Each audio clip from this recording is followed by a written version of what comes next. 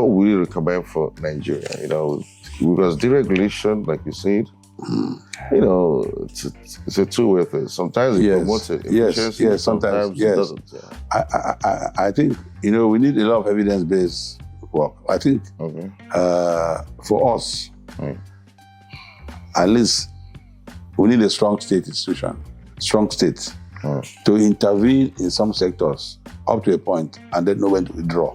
Right. For me, we need a mixed economy. Right. But how mixed is mixed? There should be a developmental state philosophy. Okay. At least 65%. Should be people who run the institutions should be developmental state oriented. Yes. Then at some point they will not allow private sector to get involved. Because the private sector, in fairness, is an engine of growth. Yes. But it's not the only engine of growth. Yeah. In my view, over the years, I've seen that the private sector in Nigeria, anyways, it's not an engine of development. If development comes, fine. Their interest is okay because they invest their resources, they must get returns. Is there a way, because you've experienced Nigeria's, fluctuations in growth, development, different administrations coming with different policies. Yes. Is there still hope for things to turn around in Nigeria? Definitely. Okay. There's hope.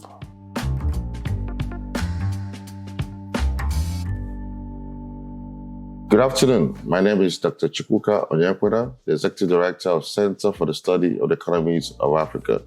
Welcome to this episode of Ask the Expert, where we'll bring economists and experts and discuss key economic policy issues of Nigeria.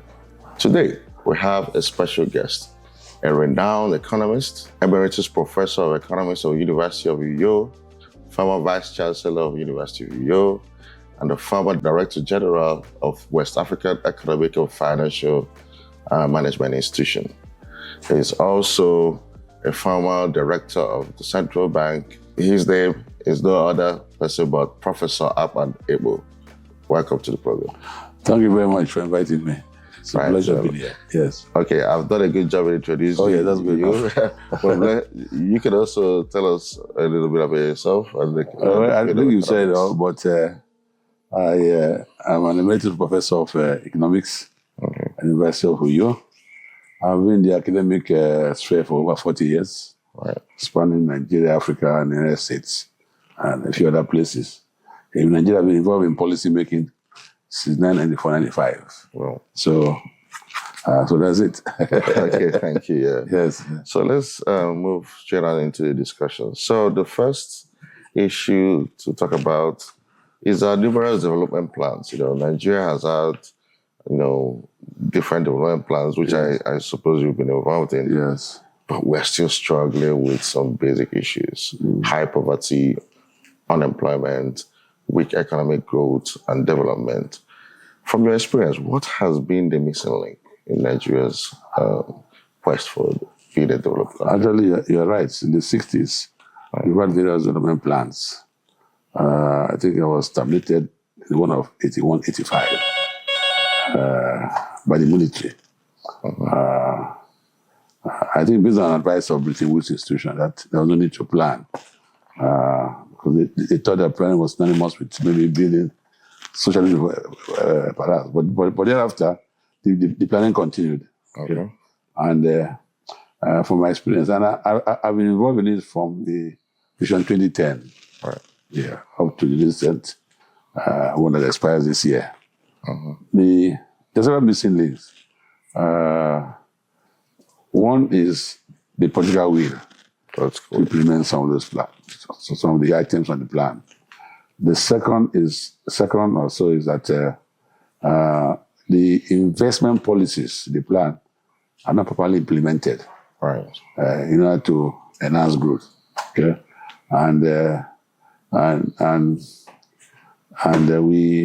there's over-reliance on the private sector, which is weak, in my view, all of throughout.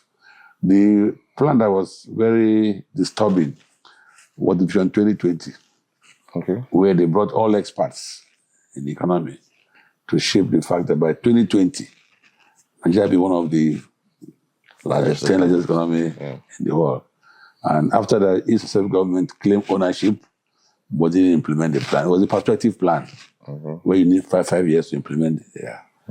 The missing link is that is political will, sometimes capacity to implement some of those things. You know, yeah, within. Do you have any institutional capacity? Institutional capacity was very weak, you know, and of course the usual elephant, the issue of corruption, was a big factor.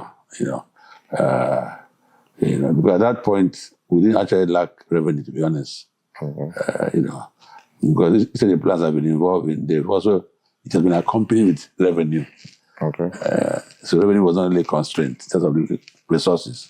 You know, so that I could say was a major issue. And remember, when we stopped planning, there was now something some of us call fiscal rascality. And they introduced this medium-term fiscal framework in order to bring some sanity into the fiscal side. And that was just to ensure that the fiscal side is in check. The 3-year plan anchored on a macro framework. But it wasn't really a plan. And then sometimes we have the plan and we have a yearly budget which should have been derived from the plan, especially the capital projects. That wasn't done. So there was also inconsistency in policy. So implementation. Yes, exactly. Right, let's talk about economic growth. You know, since the democratic dispensation of Nigeria, you know, like in the early 2000s, we were able to achieve even double-digit growth. At some point, 15%. Yes. But since about 2015, growth has been weak, even below 4%. We even rejoiced for 3.4%. Yes. 4%. You know? What changed actually? What has been the problem? Well, you're right. From 1999, when we had democratic experiment, growth increased in nominal terms. In my view, looking at the stylized facts. In real terms, it wasn't that double digit, but it was robust. It was almost twice the population growth rate at that time. Some experts say due to the enthusiasm of a new regime, and government putting a lot of money, and there was discipline in the system. I think that was the time of Obasanjo and so on and so forth. You could see he brought in a lot of experts to drive the economy. That's when we had the attempt to have the Public Procurement Act, which checks some of the corruption. And we had the Fiscal Responsibility Bill, which has some rules rather than discretion. So that period marks some kind of discipline in terms of macro management of the economy. So, and then they try to implement some of the investment policies. So growth increased. But for some reason, which is difficult to, I think if you look at the data, at some point the oil sector was not doing well. And still there was still growth. But that growth was what they call jobless growth. Yes, at some point. Yes. It didn't create jobs. Because as you know, you can grow and yet not develop. You're right. So growth is only a necessary condition for development. We are growing, but we're not creating jobs. And government then tried to put in a lot of programs. Still, those programs became very political when they went to some national governments. So the impact was not really felt. But I still feel that period there was some discipline in macro management of the economy. And don't forget that also from 2012, the economy had signs of being in a stagflation phase. Stagflation, yes. We had sluggish growth, and rising inflation, rising unemployment. Once you have any of those two, you're in a stagflation phase. Then some 2016, 2020, technically we had a recession. Due to oil price that nosedive, investment nosedive, social consumption. We put all those together. There was growth became very, very minimal. As you say, about 4% or less. And there was an attempt to revive growth. There was the growth program, recovery and growth program. Yeah. But if you look at the data, the oil sector picked up. Okay. So there was now revenue From the oil. from the oil And that to drive some of this. Yeah, Yes. that's boosted growth. Exactly. But do you think perhaps our inability to achieve growth is could it be a structural problem? This abnormal shift from the agricultural sector to services without industrializing. Definitely it's a social problem. Yeah. Because if we look at the data, in fact, from the 60s, Right. where 60s we had the agri boom, there are some people who had the financial boom, the oil boom. If you look at the data, the manufacturing sector, which is part of the industry sector, which we have driven growth, has contributed less than 12% to GDP. Right. That sector and its value chain is what drives growth. Yes. And that's why we have moved from agri to services. Right. So if we have maintained that momentum where government took interest in the industrial sector, perhaps things would have been different. So that sector is crucial. In fact, if you look at recent data, in terms of total imports, manufacturing has about 55%. While manufacturing exports less than 2%. 2%. And that is, in fact, the benchmark is that for you to have growth double digit, that sector should contribute at least 40% to GDP. And not just growth double digit, but not just the double digit growth, it should be sustained for at least 15, 20 years. Wow. So maybe you are right that we had double digit growth in the early part of the 2000. But it wasn't sustained. It was services driven. Yeah, services driven. And it kept fluctuating, So that sector is what we should look at. And I wish government listens to to man and put emphasis on that in that subsector. To enhance growth and create jobs. Yes. Because if you create jobs, people will work, pay their taxes, plan their in fact, that's why we have a large informal sector. Yes. Sure, the economy is not yet that modernized. Exactly. So that's the way I see it. Yes. Okay. I've heard you before talk about what they call neoliberal policy. Okay, yes. The SAP days, what we're facing now, how has Nigeria been affected with neoliberal policies? And can you explain that a little? Well, the neoliberal policy is derived from what we call the Washington Consensus. Right. With heavy reliance on the market. Nothing wrong with the market.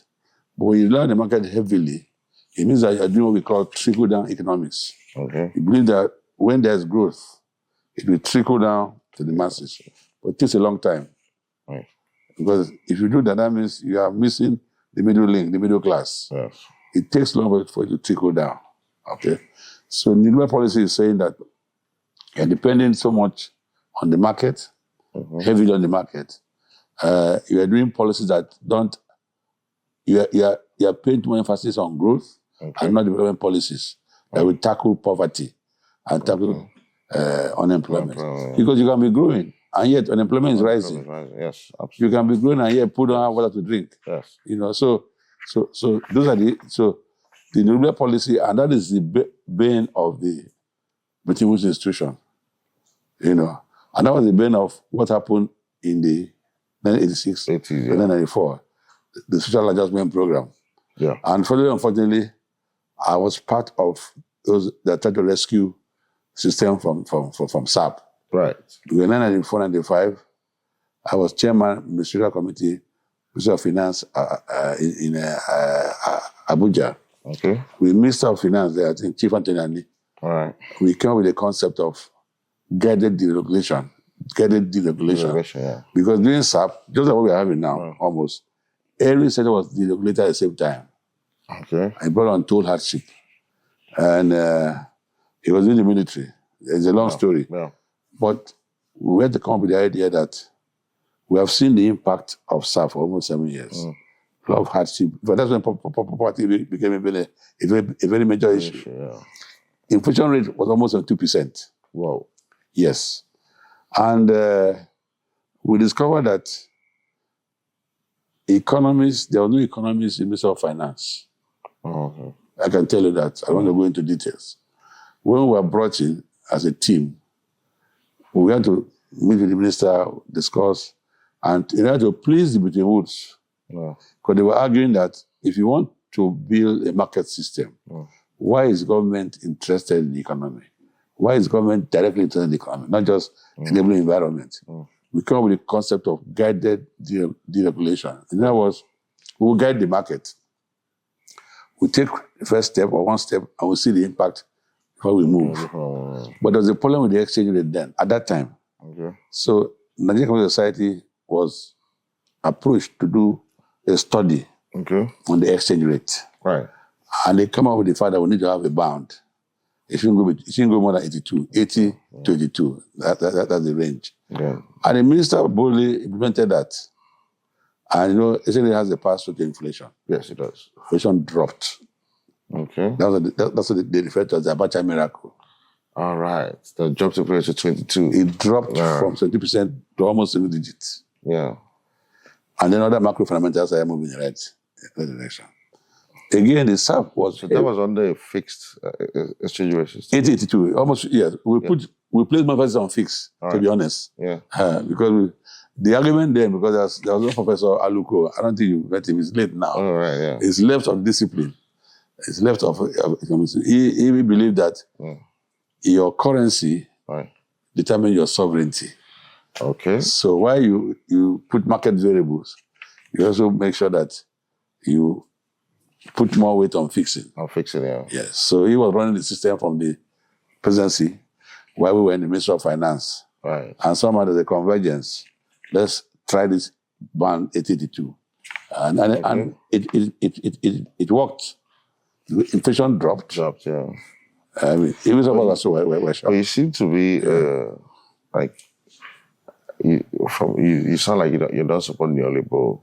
No, I'm not neoliberal policy. On what conditions does it work, and in what conditions? Yes, you see, it doesn't solve the issue of poverty, unemployment fast enough. It's nothing new, even in our discipline.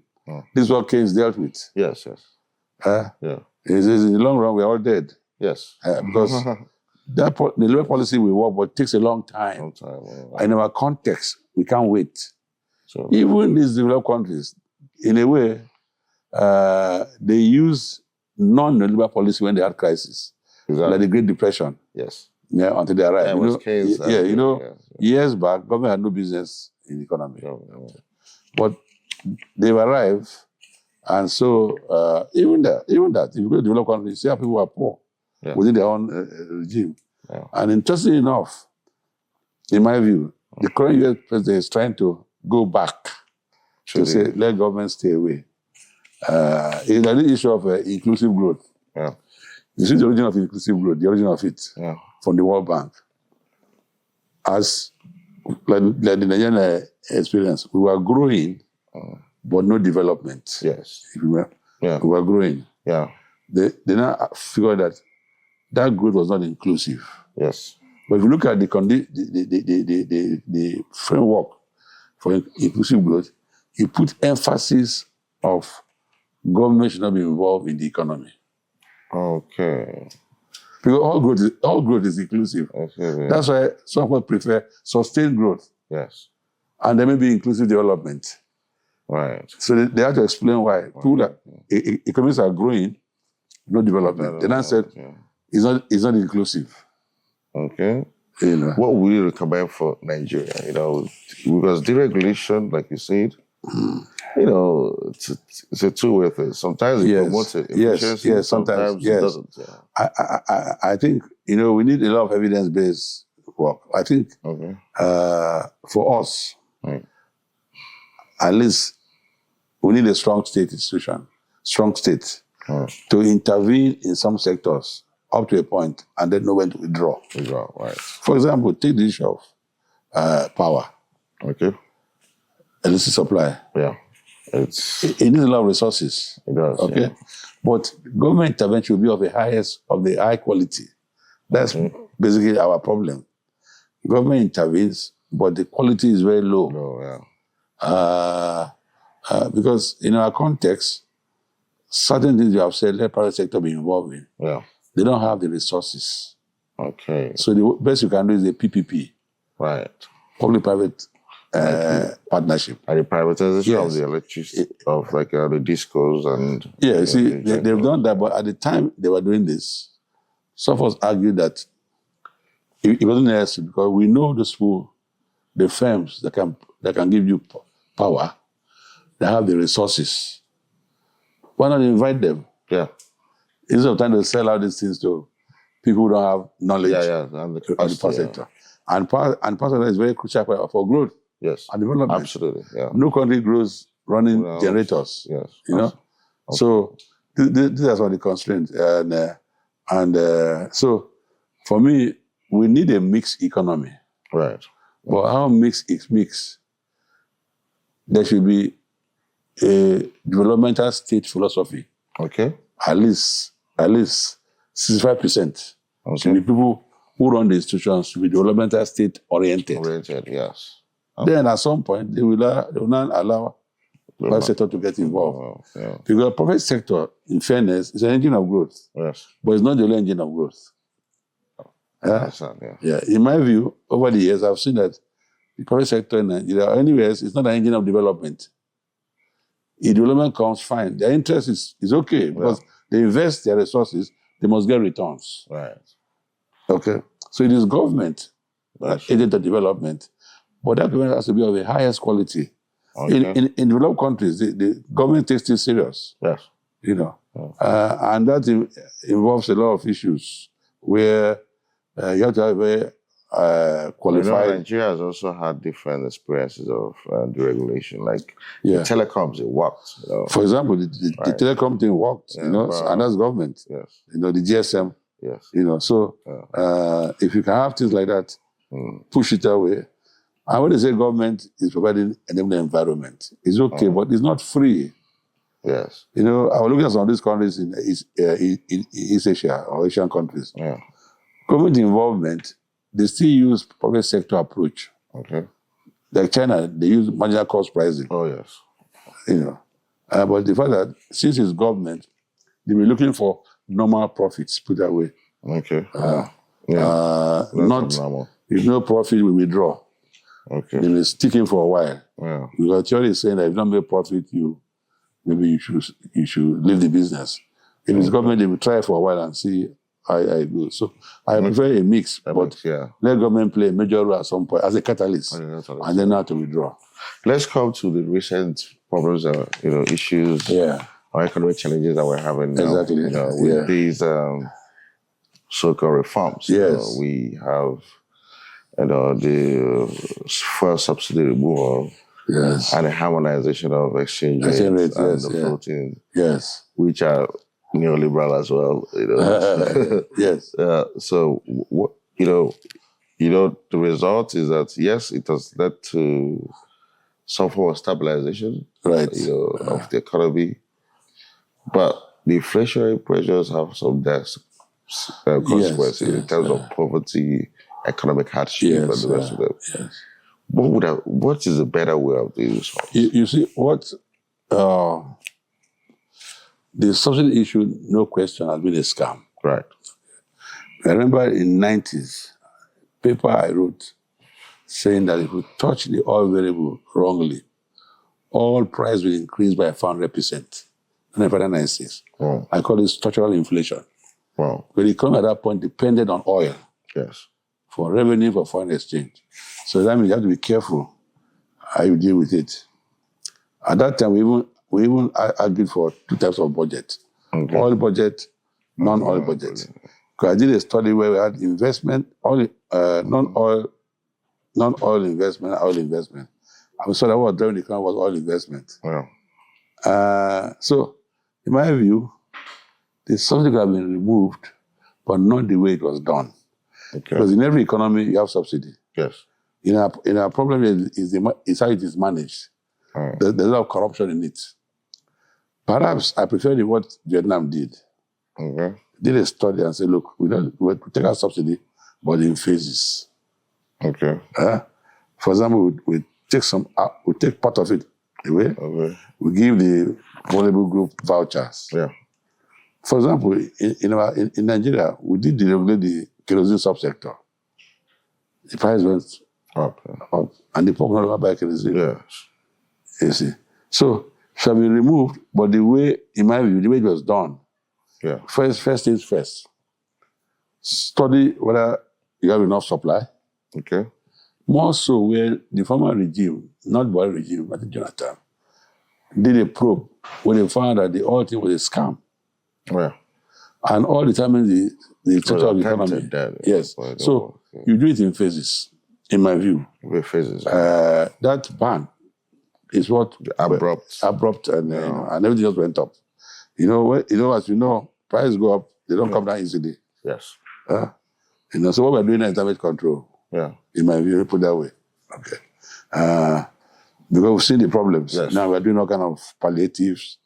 Is that working? Because social protection, it's not, in my view, what they are doing is not really working. Yeah. Because, for example, I see them advertise that you give one able group 75,000 naira in 3 installments. Now, the list of those who are poor, how is it put together? Yeah. We don't know. Okay. But that aside, the other issue you raise, the exchange rate equation. Yeah. You see, exchange rate has a pass-through to inflation. Yes. And inflation affects the poor more than the rich. Yes. Okay. Rich can draw on savings. The poor. In Nigeria, even the middle class now suffers from it. Yes. There's no way in our context that we can subject our currency determined solely by the market. Except I have data showing that the central bank does not play a major role. Because most of the foreign exchange come from oil. Yeah, it does. Your currency is not convertible, the naira. Productivity is very low. No. Companies are not exporting enough non-oil goods and services to earn foreign exchange. Yeah. So you do a managed float. Okay. As we are doing now. That's what they are doing. The problem with the previous regime was that there were too many exchange rates. Yes. That was the major problem. One for Jerusalem, one for Mecca, one for all kinds of things. Yeah. So you do a managed float. Okay. But in the long run, you have to make sure your system becomes productive. Yes. So that government involvement becomes reduced. Because in a market system, you cannot stop arbitrage. Yeah. It's difficult to stop it. But now you can say the margin is a little bit very marginal. Is it sustainable? Is another question. We are saying that the 1500 or so is stable. Yeah. It's tricky. Because in theory, stability means that it has to be there for almost a year. Okay. Yeah, almost a year. Secondly, at what level? Yeah. And in whose interest? Okay. It's stable at 1500, but the other thing is very confusing because the pass-through to inflation, as you said, inflation seems to be coming down. Inflation rate. We know why. The rebasing. Yeah, rebasing. Yeah. Okay. So for me, if at the beginning there was no announcement of unifying the exchange rate, let the market determine the value of the naira, maybe we'll not be in this crisis. Okay. Because market determined exchange rate has conditions. At times we confuse equilibrium with stability. Even an economy is unstable, I can show you equilibrium. No, it's true. Yeah, that's true. The cooperative model is just a benchmark for comparing other models. Okay? You have to prove stability, existence, uniqueness. In reality, you can't have that. Yeah. That's why a managed float is the best. Ideal. As we're doing now. But the rate to me, 150 is still very high. Yeah. And so the long term is... That's inflationary. Yes, the long term is implement your investment policies. Okay. So the economy can grow and create jobs. The oil sector doesn't create more jobs. Doesn't create enough jobs. If you look at the GDP components, the non-oil is about 97%. Yes. Why can't we concentrate more on that? So maybe I'm wrong. In my experience over the years, in the policy space, a lot of the policymakers are not looking at the data. The data is there, they ignore it maybe. Because data shows that there are certain things we should not be doing. Exactly. You know? As you said, as you have seen, the new rebased GDP, yeah. in terms of growth of the economy, there's not much difference. Mm. Yeah, you're right. You know, but again, perhaps if the reforms are being implemented the way maybe the president wanted it to be, there might be some difference, some positive impact. In the long term, there may be impacts. That's neoliberal thing. Mm. Some people are benefiting. Okay. But not I don't say everyone. Mm. I would say, when I look at Nigeria today, the political class is gaining from the reforms. Oh, really? Yeah, in the sense that they have enough money to spend on essentials. Yeah. That's why the government is trying to do all this palliative, because they've seen that people who are paying minimum wage can't really survive. Right. But the political class are not having that problem. Yeah, right. But they are the minority. You mean the political class? Yes. Yeah, the minority. Like 1%. Yes, but that 1% of 20 million is enough number. Okay, yeah. Yes. But it's something strange. In any system, you don't have, there is another many. Those who are rich, another many. Yeah. It's not a high percentage. Okay. Right now in the system, we can't say we're in a recession because technically we're not in a recession. We're in a kind of austerity. Yeah. So we are in austerity, you spread the burden and let everybody see it. The economy is resilient. And in my view, the informal sector is what is driving the economy. Informal, right? Yes. Yeah. And the new rebased data shows that we're highly informal. Yes. So, is there a way, because you've experienced Nigeria's fluctuations in growth, development, different administrations coming with different policies. Yes. Is there still hope for things to turn around in Nigeria? Definitely. Okay. There's hope. Because we have the resources, both human and material. It's just for us to get it together and be determined to make a change. Okay. Definitely there's hope. There must be hope, but we have to prioritize. First things first. For example, I think that this craze for revenue is okay, but what's it being used for? You can solve the power problem. Yeah. You'll be amazed how the nano and small medium scale business will grow. Yeah. And that's what drives economies. Wow. So there's hope. There's hope. I think we've done better.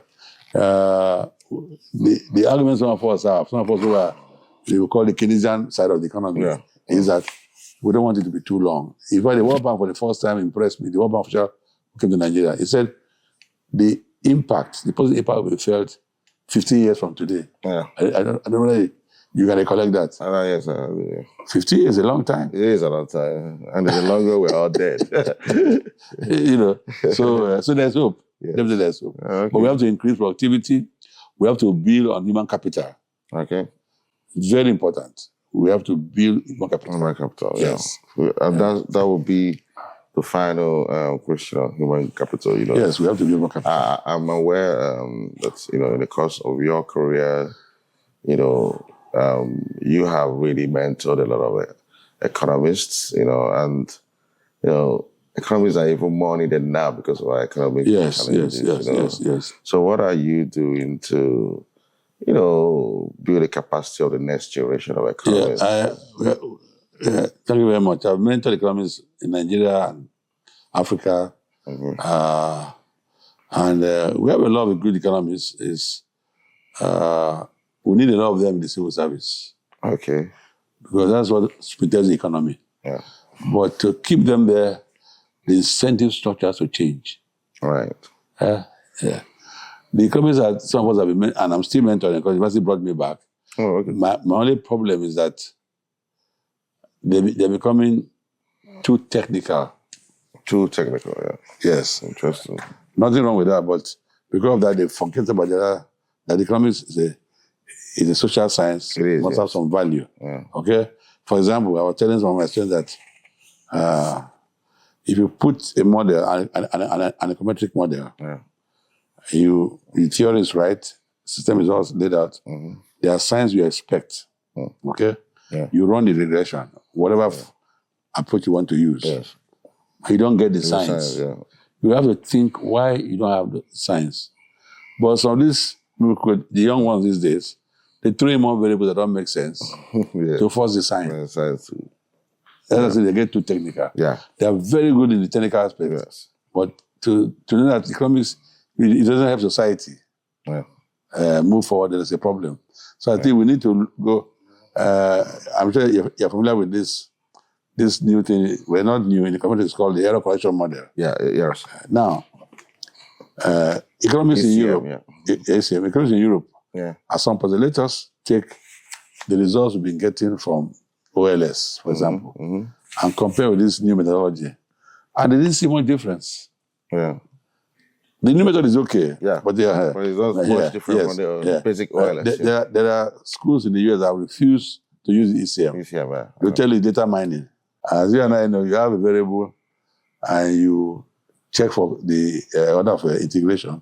Yeah. If it's one or two, you differentiate it twice. Right, It's not the same data. But it makes some sense. The old economists will say, let's log the variable and see. Yeah. So they become too technical. Not all, but I've seen that tendency. And because of that, so the advice they give policymakers becomes a problem. Yes. So sometimes just stylize facts, and the graph can tell a lot of stories. Tell you story basics. Yeah. So if you do a technical work, I can present results the way that it will be understood. Fine, because as you rightly said, we need more economists now in the system to help. I remember in the CBI and the MPC, we have a member, we have this argument about the technical aspect of economics, and the narrative behind the technique. Yes. Yeah. So, but these days, a lot of them we are training are no longer interested. Some are no longer interested, as I said, in his service because of the incentive structure. Right. In the developed countries, they don't play with economists. If you are well trained, you can burn in any aspect. Yes. So, and that's why I think your think tank is very important. I hope government listen to what you are doing. What I do, I read a lot of your. Oh, thanks. Yes. We'll keep pushing for. Yes, we'll keep pushing. Yes. All right. Yes. So on that note, thank you very much, Professor, for being on this version of Ask the Expert. Well, thank you very much. Thank you very much. I appreciate being here. Thank you. Yes.